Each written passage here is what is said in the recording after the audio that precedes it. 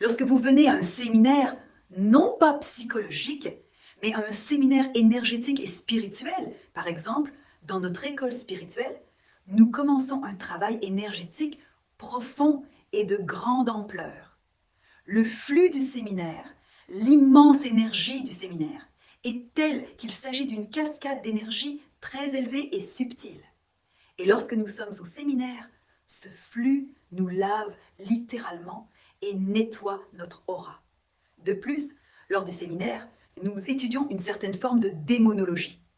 Et la connaissance de la science de ces êtres du plan subtil change l'attitude des participants face à ce qui se passe au séminaire. Je comprends que ces êtres existent. Je comprends qu'ils influencent mon système nerveux. J'apprends les katas de Sampo. J'applique le karaté astral énergétique et j'apprends à couper ces entités. Je deviens libre. Et que se passe-t-il ensuite?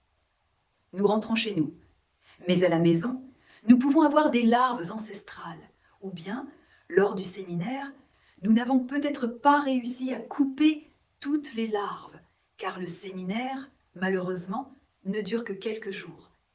Et si nous ne pratiquons pas Sampo, nous nous retrouvons dans une situation où la larve qui est restée en vie comprend que vous ne voulez plus la nourrir.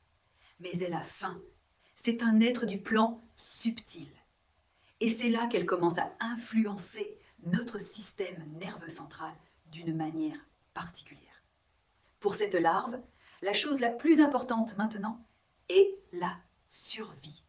Et cela signifie qu'elle doit influencer notre système nerveux de telle manière que nous arrêtions d'étudier des connaissances aussi profondes et anciennes.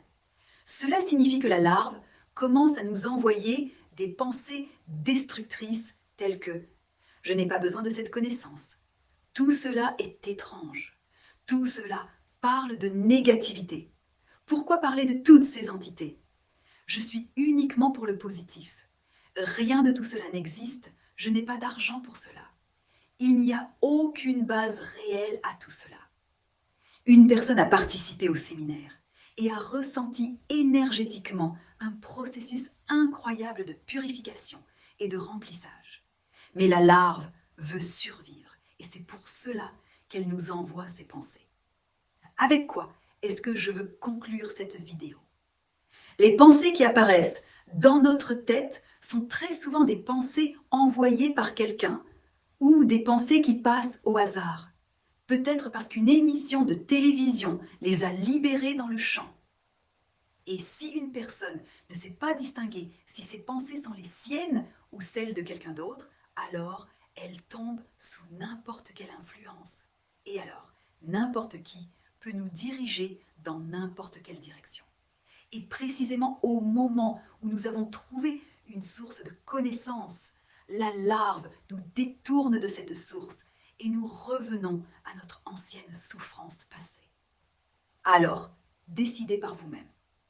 Si vous voulez apprendre à voir toutes les influences et à vous en libérer, alors écrivez-nous via nos ressources, inscrivez-vous au séminaire et venez apprendre à travailler avec les plans physiques et subtils, avec les pensées, les émotions et les êtres du plan subtil.